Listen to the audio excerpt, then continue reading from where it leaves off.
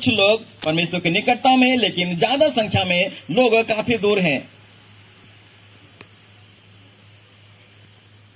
Number 1 कि mobile use करना अच्छा है या बुरा। यह पहला पॉइंट है कि मोबाइल को यूज करना अच्छा बात है या बुरा। सभी कोई कहेंगे नहीं, अच्छा बात है, अच्छा बात है। वह इसलिए अच्छा बात है क्योंकि दूर दूर तक लोगों से हम संपर्क कर सकते हैं, दूर दूर तक लोगों से हम संपर्क कर सकते हैं, हमारी बातचीत हो सकती है। तुम कहां हो, मैं यहां पर हूं, आसानी से बातचीत हो सकती है। पहले ऐसा नहीं होता था। पहले ऐसा होता था कि कल 9 बजे इस चौक पर मिलना है, उस चौक पर मिलना है, तो लोग कल का इंतजार करते थे और जैसे ही टाइम हुआ 9 बजे वहां पर उपस्थित हो जाते थे। परंतु अभी ऐसा नहीं है। मोबाइल हाथ में है और फोन जब आप करेंगे, तुम कहां हो, अभी तो मैं बहु बाजार में हूं, लेकिन वह है सिरमटोली चौक में। देखिए, मोबाइल यूज जो कर रहे हैं वो सुविधा के लिए, इससे अच्छी बात है। हालेलुया। कुछ भी जानकारी यदि आपको चाहिए तो तुरंत आप गूगल में जाएंगे, सर्च करेंगे, आपको सारी बातें मालूम चल जाएंगी। जिस किसी भी चीज के विषय में आपको जानना हो, आप तुरंत जानेंगे। ऐसा नहीं है क्या? कुछ भी चीज यदि जानना हो तो आज दूसरों से पूछने के हमें ज्यादा आवश्यकता नहीं पड़ती, परंतु आप जैसे ही सर्च करेंगे तुरंत वो सामने आ जाएगा, आप देखेंगे और उनके विषय में जान पाएंगे। तो इसलिए अच्छी है। हालेलुया। मोबाइल यूज करना ये अच्छी है। आपको यदि मान लिया कि चिकन बनाने नहीं आता, आपको कोई मिक्स सब्जी आपको बनाने नहीं आता, बहनें काफी खुश है। देखिए, तुरंत सर्च वो करेंगे और पता लगा लेंगे कि कितना मिर्चा मिलाया जाएगा, कितना मसाला मिलाया जाएगा, कितना क्या मिलाया जाएगा। आराम से सारा कुछ यूट्यूब में मिल जाता है सर्च करने के द्वारा। आसान हुआ या नहीं? देखिए, मोबाइल जो है आप यूज कर रहे हैं, अच्छी बात है। सारा इंफॉर्मेशन आपको वहां से मिल जा रहा है, अच्छी बात है। लेकिन कुछ बुरी बातें भी उनमें है, कुछ बुरी बातें भी उनमें है। जो हमारे लिए अच्छा भी है वो हमारे लिए उसमें बुरा भी है। परंतु अब हमें ये डिसाइड करना पड़ेगा, ये सोचना पड़ेगा कि हम अच्छाई चीजों को ले मोबाइल से या फिर बुरी चीजों को ग्रहण करें। कौन सी चीजों को ले, अच्छाई को ले या फिर बुराई को ले। ठीक उसी प्रकार से यदि आप देखेंगे अदन की वाटिका के विषय में, देखिए एक वचन हम निकालेंगे, उत्पत्ति 2 अध्याय 15 से लेकर 17 पद तक। उत्पत्ति 2 अध्याय उसका 15 से 17।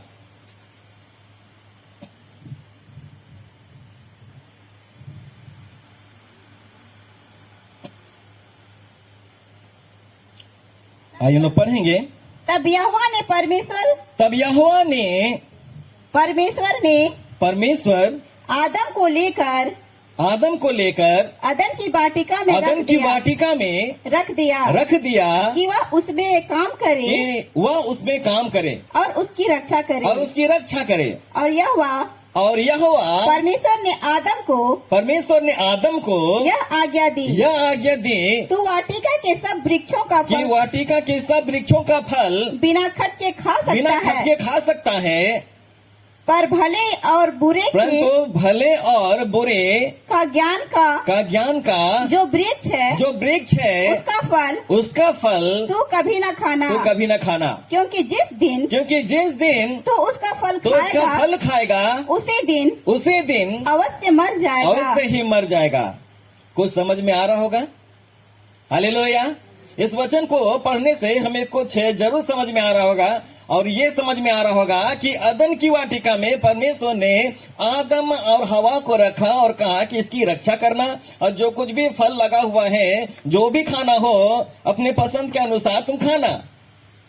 परंतु बीच में एक पेड़ लगा हुआ है भले बुरे का, उसे नहीं खाना है। देखिए, अच्छे फल के बीच में एक बुरा फल भी है, और जिस दिन तुम लोग बुरे फल को खा जाओगे उसी दिन अवश्य है कि तुम मर जाओगे। और आगे वचन पढ़ने के बाद हमें यह पता चलता है कि आदम और हवा ने परमेश्वर की आज्ञा का उल्लंघन किया या नहीं? उसकी आज्ञा का उल्लंघन किया, अर्थात दोनों उस भले बुरे ज्ञान का जो फल था उसे खाया। और परमेश्वर ने कहा था, उन्होंने आज्ञा दिया था कि उस वृक्ष का फल तुम्हें नहीं खाना है, जिस दिन खाओगे उस दिन तुम्हारी मृत्यु हो जाएगी, तुम अवश्य है कि मर जाओगे। और देखिए यहां पर कुछ उसी प्रकार से हुआ कि ये लोग जैसे ही आदम हवा दोनों फल को खाए और परमेश्वर की आज्ञा का उल्लंघन हो गई, ये परमेश्वर की दृष्टि में गिर गए। परमेश्वर ने जो इन्हें इतना ज्यादा सुविधा दिया था कि उन्हें मेहनत करनी नहीं पड़ते थे। मेहनत करनी पड़ती थे क्या? देखिए अदन की वाटिका में मेहनत करने की कोई आवश्यकता नहीं, क्योंकि कुछ करना नहीं है। सबके ऊपर अधिकार उन्हें दिया गया है, जितने भी जानवर है उनके ऊपर अधिकार दिया है, जैसा होगा तुम चलाना, और जो भी फल दिखाई देता है उसे आराम से खाना, परंतु एक वृक्ष का फल जो बीच में है उसे खाना नहीं है। लेकिन क्या करे, आकर्षक था।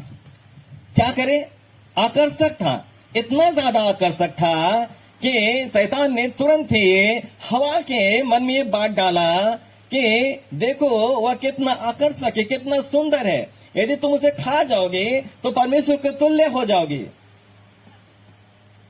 और जैसे उन्होंने खाया, वो परमेश्वर की आज्ञा का उल्लंघन वो दोनों किए।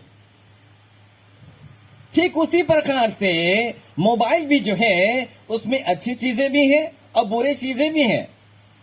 देखिए अच्छी चीजों को लेंगे तो आपके लिए बहुत बढ़िया होगा, बहुत अच्छा होगा, और परमेश्वर के मार्ग में आप अच्छे तरीके से आगे बढ़ेंगे। आपका आत्मिक जीवन वो काफी बढ़िया रहेगा और आपके प्रति परमेश्वर का प्रेम और भी ज्यादा अच्छा रहेगा और आपका संबंध परमेश्वर से और भी ज्यादा बढ़िया रहेगा। और ऐसे में परमेश्वर की उपस्थिति को आप महसूस कर पाएंगे और परमेश्वर जो कुछ आप मांगेंगे परमेश्वर आपको देगा। हालेलुया।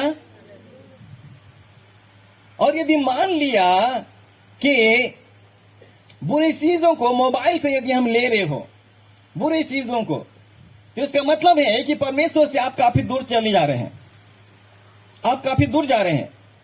परमेश्वर ऊपर से देख रहा है कि मैंने अपनी समानता में से बनाया है और मैंने बताया कि मार्ग सत्य जो मैं ही हूं, बिना मेरे द्वारा कोई पिता के पास नहीं पहुंच सकता। और ये क्या, ये तो मोबाइल के अंदर जो बुरी बातें हैं उनको ले रहा है, जिसके वजह से वो मेरे से काफी दूर होता चला जा रहा है। अब याकूब देख करके ये कह रहा है कि अब इन्हें निकटता मिलाना होगा, इस वजह से वो कहता है कि तुम परमेश्वर के निकट में आओ तो वह परमेश्वर भी तुम्हारे निकट आएगा।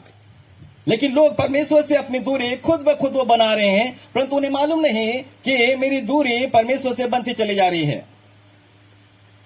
इसलिए मोबाइल यूज करना अच्छी बात है क्योंकि आप अच्छी बातों को ले रहे हैं, परंतु यदि बुरे बातों को लेते हैं तो वो हमारे लिए ठीक नहीं, वो हमारे लिए ठीक नहीं और परमेश्वर से काफी दूर हम हो जाएंगे और ये परमेश्वर को भी पसंद नहीं। Hallelujah, hallelujah. परमेश्वर की इतनी बात मालूम है कि लोग मेरे राह पर चले, लेकिन शैतान को भी मालूम है कि लोग परमेश्वर की राह पर ना चले, क्योंकि नरक यदि मेरे लिए बनाई गई है तो लोगों को भी मैं लेकर के वहां जाऊंगा। ऐसा शैतान का अब सिद्धांत बन चुका है। लेकिन हमारा परमेश्वर का सिद्धांत यह है कि हम लोग परमेश्वर के निकट में आए। हालेलुया। हम लोग बचाए जाए, हम लोग अनंत राज्य के वारिस हो जाए, ऐसा वो परमेश्वर चाहता है। हालेलुया। परंतु मोबाइल जिसमें अच्छी बातें भी हैं और बुरी बातें भी हैं, अब हमें तय करना होगा कि अच्छी बातों को ले या बुरी बातों को ले। यहां पर बुरे फल को खाने की वजह से वो दोनों परमेश्वर के दृष्टि में गलत हो गए, आज्ञा का उल्लंघन हो गई। और यदि आज मोबाइल से बुरी चीजों को यदि हम लेते हैं तो परमेश्वर की आज्ञा का उल्लंघन हो जाती है। वह इसलिए कि परमेश्वर कहता है कि तुम्हें सिर्फ अच्छे काम करने हैं, बुरा काम तुम्हें नहीं करना है। Hallelujah, hallelujah. इसलिए जहां पर मोबाइल का यूज सही तरीके से होता है तो वह अच्छा है, परंतु कहीं उससे ज्यादा इस्तेमाल होता है मोबाइल तो कुछ न कुछ तो गलतियां होती हैं जो परमेश्वर नहीं चाहता। हालेलुया। इसलिए अच्छी चीजों को ले, बुरे चीजों को ना ले। Hallelujah, hallelujah. दूसरा पॉइंट, मोबाइल के वजह से अब आप ये बताएं कि नजदीकी बढ़ी है या फिर दूरियां बढ़ी हैं? नजदीकी बढ़ी है या फिर दूरियां बढ़ी हैं? हमने बताया कि मोबाइल यूज करना अच्छी बात है। जब आप मोबाइल यूज करेंगे, किसी से बात करना है, दूर वालों से संपर्क करना है, मान लिया यहां पर किसी व्यक्ति से बात करना है, वह गुजरात में है, आप उनसे तुरंत में बातचीत की, हेलो आप कहाँ हैं? हाँ मैं यहां पर हूं। खाना खा लिए क्या? हाँ दोपहर का खाना हो गया है, रात का बना रहा हूं। देखिए वहां पर क्या है कि फोन से तुरंत बातचीत हो गई, नजदीकियां जो है वो बढ़ चुकी। हालेलुया। जो दूर में है उससे काफी नजदीकी बढ़ चुकी है, क्योंकि हम फोन से तुरंत हम बातचीत कर रहे हैं और हमारी बातचीत हो जा रही है। हालेलुया। हमारी तुरंत जो है वह लोगों से बातचीत आराम से हो जा रही है। जो दूर में है उनसे आराम से बातचीत हो रही है। परंतु आप देखें जो नजदीक में है, जो आपके सामने है, आप देखेंगे कि आपकी बात उससे नहीं हो रही है। मतलब दूर वालों से नजदीकी बढ़ी है, सामने वालों से दूरियां बढ़ी हैं। समझ रहे बात को? हालेलुया। दूर वालों से नजदीकी बढ़ी है और सामने वालों से दूरियां बढ़ी हैं। वह इसलिए क्योंकि आप देखेंगे कहीं पर भी, या फिर परिवार में ही देख लें, परिवार में एकजुट होकर के लोग बैठे हुए, चलिए एक रूम में ही 4-5 व्यक्ति बैठे हुए हैं, लेकिन आप ये देखेंगे कि कोई भी एक दूसरे से बातचीत नहीं कर रहे हैं। बातचीत कर रहे हैं क्या? सब अपने अपने मोबाइल पे हैं। इधर देखेंगे जरा, मुझे ऐसा करके पार करते हैं। ये जो है ये आज ये सारा कुछ चल रहा है, ये आज सारा कुछ चल रहा है, जिसके वजह से परिवार में सदस्य तो हैं लेकिन आपस में बातचीत नहीं हो पा रही है। आपस में ये बातचीत नहीं हो रही है कि आओ हम मिलकर के परमेश्वर की आराधना करें, कि आओ हम मिलकर के हम लोग परमेश्वर के भजन गाएं, आओ मिलकर के हम लोग बाइबल पढ़ें, आओ मिलकर के हम प्रार्थना करें। ऐसी बातचीत नहीं हो रही है। या फिर किसी प्रकार के यदि समस्या भी हो जाए या किसी को तकलीफ भी हो जाए, किसी को किसी से मतलब नहीं, क्योंकि उनके पास में समय नहीं, क्योंकि उनके हाथ में मोबाइल है। एक दूसरे से पूछने की भी समय नहीं और वो सिर्फ के मोबाइल पे अपना ध्यान लगाए बैठे हैं, उनको समय नहीं है।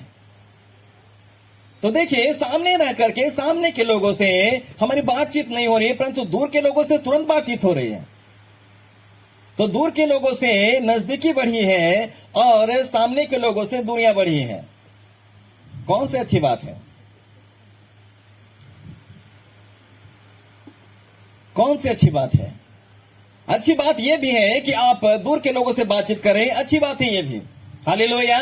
परंतु सामने के लोगों से बातचीत नहीं हो पा रही है, ये तो गलत है।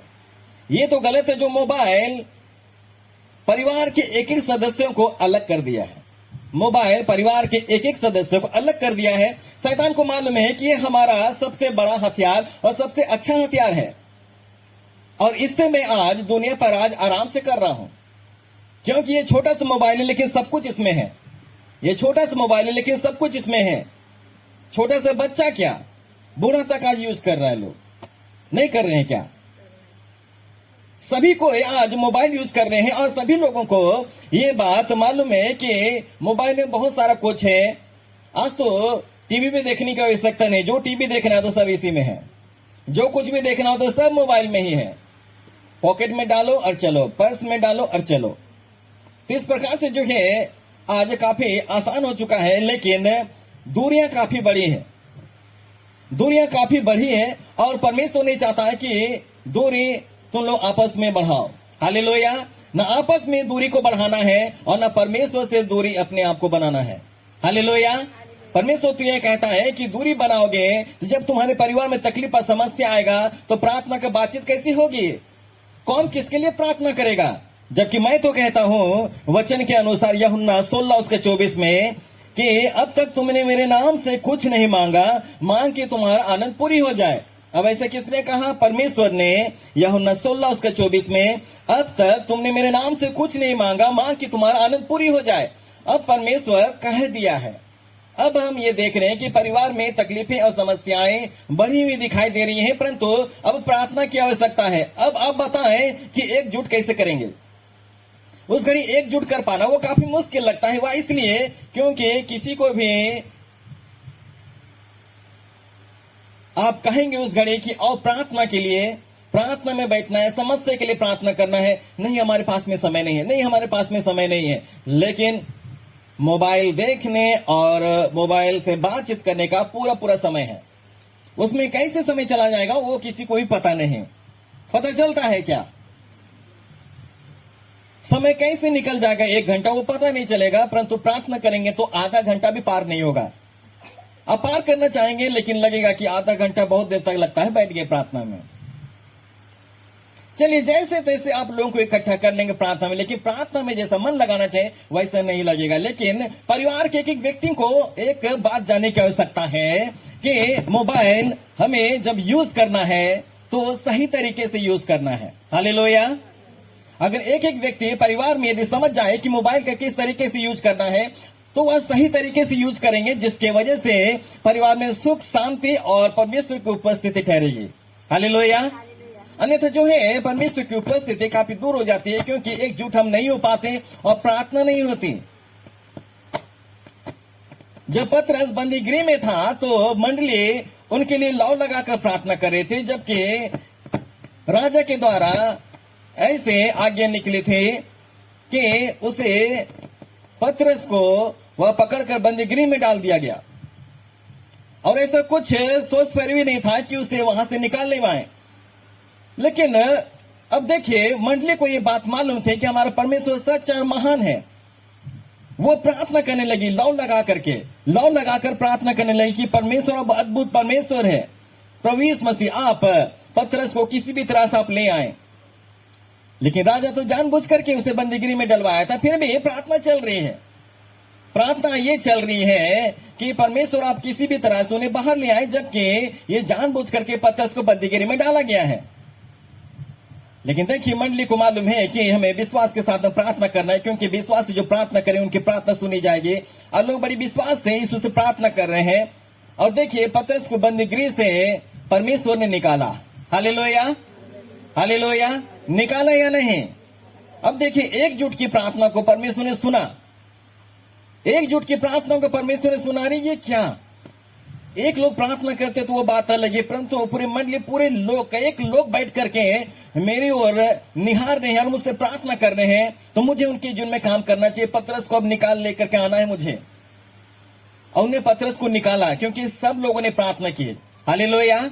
यदि आज हम तकलीफों से, समस्याओं से, रोगों से, शैतानी ताकतों से यदि हम घिरे हुए हैं तो एकजुट होकर प्रार्थना करने की आवश्यकता है। यदि हम एकजुट होकर प्रार्थना हम करेंगे परमेश्वर से, तो परमेश्वर हमें उन सारे अंधकार की ताकतों से या फिर समस्याओं से या फिर रोगों से हमें छुड़ाएगा। हालेलुया। वह अद्भुत परमेश्वर है जो हमें छुड़ाएगा। परंतु एकजुटता ना होने का वजह यह है कि आज मोबाइल सबके हाथ में है। अच्छी बात है, सबके हाथ में है, लेकिन कहता है वो सही तरीके से यूज करो। हालेलुया। सही तरीके से यूज करो। पारिवारिक प्रार्थना को भी ध्यान दो, ये जरूरी है। फोन उतना इंपॉर्टेंट नहीं हो गया, क्योंकि फोन मसीह से बढ़कर नहीं। Hallelujah, hallelujah. इसलिए परमेश्वर चाहता है कि एकजुट होकर के फैमिली प्रेयर करो, व्यक्तिगत प्रार्थना करो। ज्यादा से ज्यादा मोबाइल पर तुम ना रहो, क्योंकि गलतियां होंगी। और देखिए पतरस के लिए एकजुट होकर जब प्रार्थना होने लगी तो पतरस बंदीगृह से निकाला गया। हम यदि परिवार में एकजुट होकर अपनी समस्याओं के लिए प्रार्थना करें तो जिस समस्या से हम घिरे हुए हैं, जिस रोगों से हम घिरे हुए हैं, वहां